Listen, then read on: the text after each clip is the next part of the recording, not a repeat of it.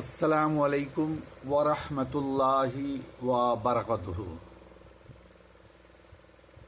আউযু বিল্লাহি মিনাশ শাইতানির রাজীম। বিসমিল্লাহির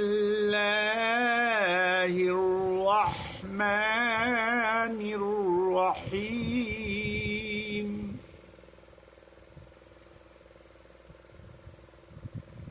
وَلِكُلِّ أُمَّةٍ جَعَلْنَا مَنسَكًا لِيَذْكُرُوا اسْمَ اللَّهِ عَلَى مَا رَزَقَهُم مِّن বাহিমাতিল আনআম।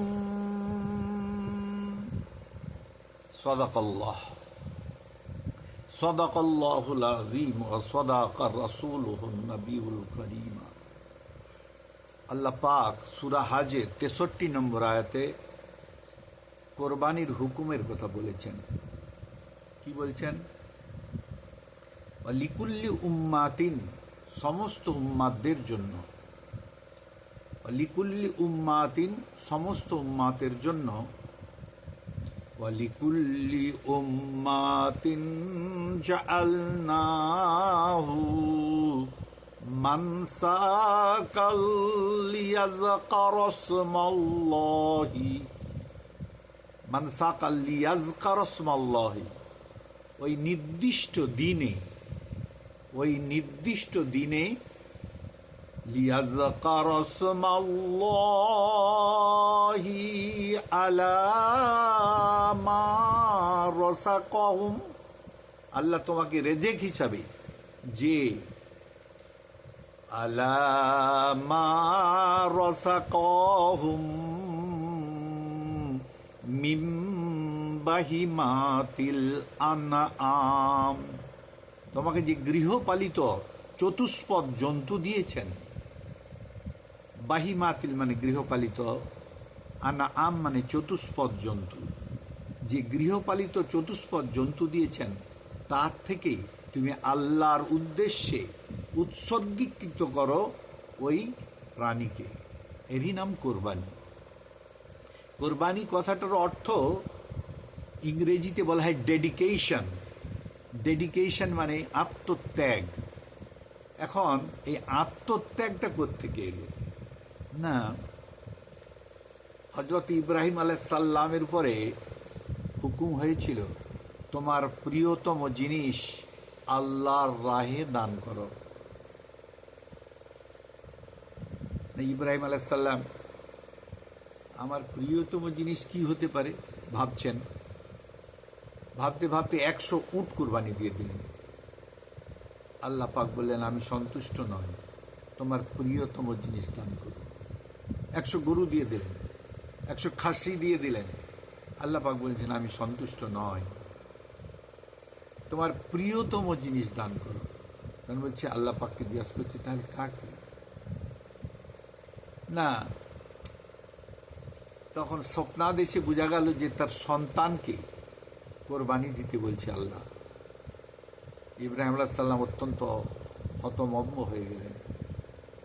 একদিন সন্তানকে সাজিয়ে গোছগাছ করে, 10-12 বছরের সন্তান, গোছগাছ করে সুন্দর করে নিয়ে মা হাজিরার কাছ থেকে এক পাহাড়ের দিকে নিয়ে চলে গেলেন। নিয়ে গিয়ে পথে সন্তানকে বলছেন বাবা আমি তোমাকে কোথায় নিয়ে যাচ্ছি জানো? বলছে না আব্বাজান, আমি তো জানি না। বলে আল্লাহ পাক হুকুম করেছে তোমাকে কোরবানির জন্য, তোমার কি মতামত? তখন বলছে যে আল্লাহ পাক যদি হুকুম করেছেন আমার কোরবানির জন্য, আল্লাহ পাক তাতেই যদি সন্তুষ্ট হন তা নিশ্চয়ই আপনি আমাকে ধৈর্যধারীদের মধ্যে পাবেন এবং আপনি আমাকে কোরবানি করুন। সমস্ত প্রশংসা আল্লাহর। কি অদ্ভুত সন্তান, ইব্রাহিম আলাইহিস সালাম যেমন ধৈর্যধারী, তেমনি তার সন্তান অত্যন্ত ধৈর্যধারী পাওয়া গেল। সেই জন্যে আল্লাহ পাক পিতা এবং পুত্রকে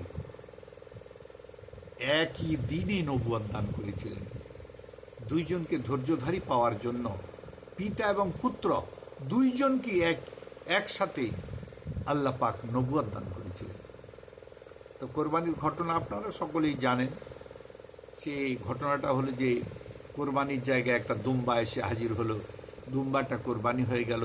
তারপরে আল্লাহ পাক ঘোষণা করলেন যে তোমাদের পরীক্ষায় তোমরা সফল হয়েছ, তোমরা দুইজন উভয়ই নবী। এ তো আপনারা জানেন সকলেই। তা কোরবানিটা উদ্দেশ্য কি? কোরবানির উদ্দেশ্য কি? কোরবানি হলো এমন একটা জিনিস যা জীবনের বিনিময়ে জীবনকে সুরক্ষিত করা, একটা পশুর বিনিময়ে একটা নিজের জীবনকে সুরক্ষিত করা, এটা হলো কোরবানির মূল উদ্দেশ্য। আল্লাহ এর গোস্তও খায় না, এর রক্তও খায় না, এর চামড়াও নেয় না, কিন্তু আল্লাহ ওই দিন ইয়াউমে নাহার অর্থাৎ কোরবানির দিন আল্লাহ পাক কোরবানি ছাড়া কোনো জিনিসকেই ভালোবাসেন না। এই দিনটা হলো ইয়াউমে নাহার। আমরা আজমিবাসী 10ই জিলহজ ওই দিনটা পালন করে থাকি। তবে কোরবানি কেবলমাত্র ওই দিনই হয় তা নয়, 3 দিন কোরবানি দেওয়া জায়েজ আছে। এই 3 দিন অন্যান্য পশু হত্যা করা জায়েজ নাই। ওই 3 দিনটাকে বলা হয় আইয়ামে তাশরিক। আইয়ামে তাশরিক ওই দিনগুলিতে কোরবানিও করা জায়েজ আছে। সুতরাং কোরবানির একটা ইম্পর্ট্যান্ট জিনিস হলো যে আমি যদি ঈদুল আজহার দিন কোরবানি নাও দিতে পারি, আমি তার পরের দিন দিতে পারি। আমি যদি সেদিনও না দিতে পারি, তারপরের দিন দিতে পারি। আমি যদি সেদিনও না দিতে পারি, তারপরের দিন দিতে পারি। কোরবানি আমি 3 দিন পর্যন্ত দিতে পারি। এটা হলো আয়ামের তাশরিকের নিয়ম।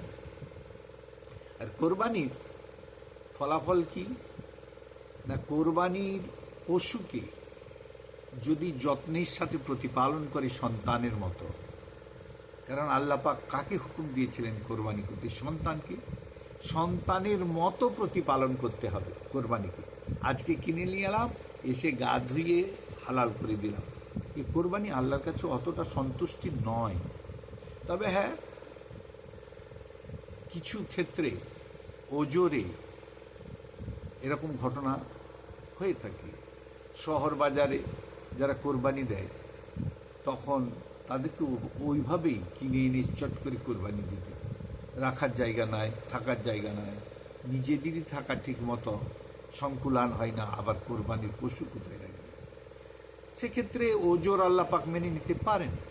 কিন্তু যারা গ্রামে গঞ্জে বাস করে তাদের ক্ষেত্রে কোরবানির পশুকে সুন্দরভাবে প্রতিপালন করা উচিত।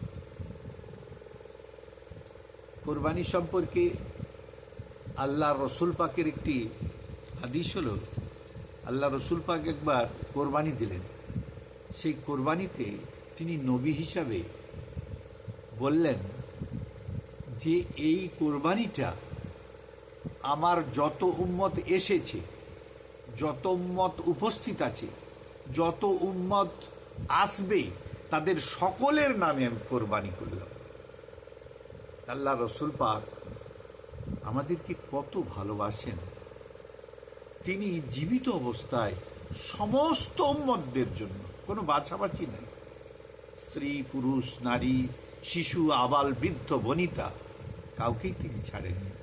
সকলের নামে তিনি কোরবানি দিয়ে গেছেন। হযরত মা ফাতিমার উপরে নির্দেশ ছিল, মা ফাতিমা তুমি কোরবানি দেওয়ার সময় কোরবানির পশুকে নিজে দেখো। যখন কোরবানি দেওয়া হবে তুমি কোরবানির পশুকে নিজে দেখো। অর্থাৎ এই দেখার অন্তর্নিহিত অর্থটা কি? অর্থটা হলো যে তুমি এত যত্ন করে গিয়ে প্রতিপালন করলে তোমার সন্তানের মতো, আর সেই সন্তানকে তুমি আল্লাহর রাহে দান করলে। এর থেকে উৎকৃষ্ট দান আর কি হতে পারে, সদকা কি হতে পারে, এর থেকে উৎকৃষ্ট কোরবানি কি হতে পারে? তোমার প্রতিপালিত জিনিসকে তুমি কোরবানি দিচ্ছ আল্লাহর রাহে, তুমি নিজে সেটা দেখো। তাহলে আল্লাহর সব থেকে প্রিয়তম জিনিস হচ্ছে ইয়াউমে নাহার, কোরবানির রক্ত প্রবাহিত করা, এবং আল্লাহ পাক তাতেই সন্তুষ্ট। দু একটি মশলা, কোরবানির পশুর যত্ন করতে হবে, ভালো করে খাওয়াতে হবে, সুন্দর গায়ের রং হলুদ হয়ে যাবে, চর্বি বসে যাবে, এবং কোরবানির পশুর অনেক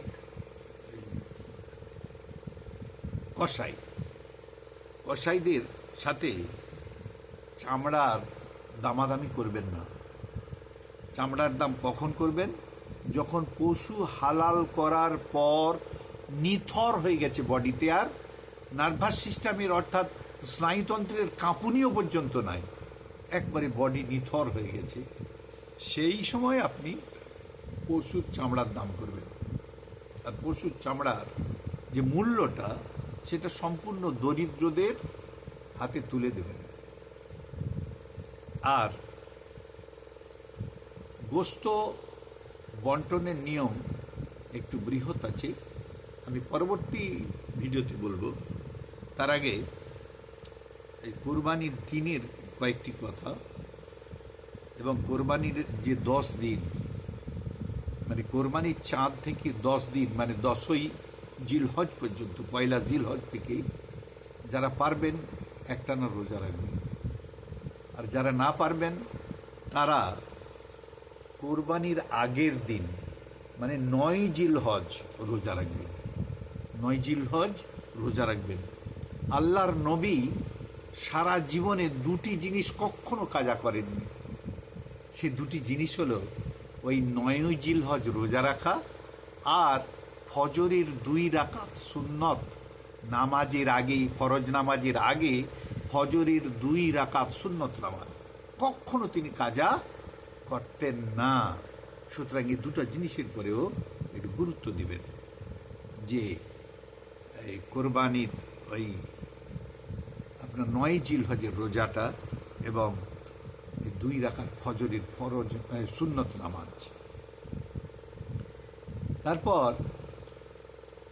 কোরবানির দিনে পশুকে উত্তম রূপে গোসল করাবেন, মাথায় ভালো লাল ফিতা টিতা বেঁধে দেবেন, এবং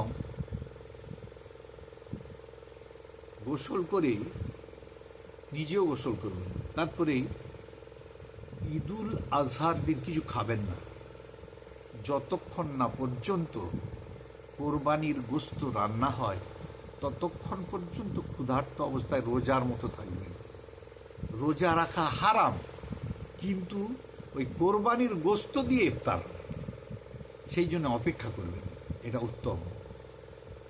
আর হচ্ছে গিয়ে আপনারা ফজরের নামাজ পড়ে তার আগের দিন থেকে, অর্থাৎ 9 জিলহজ থেকে ফজরের নামাজ থেকে একটা তাকবীর পাঠ করবেন। তাকবীরটা হলো আল্লাহু আকবার, আল্লাহু আকবার, আল্লাহু আকবার, আল্লাহু আকবার, লিল্লাহিল হামদ, আল্লাহু আকবার, আল্লাহু আকবার, লা ইলাহা ইল্লাল্লাহু, আল্লাহু আকবার, আল্লাহু আকবার, লিল্লাহিল হামদ। এই তাকবীরটা প্রতিদিন চলবে 5 দিন পর্যন্ত।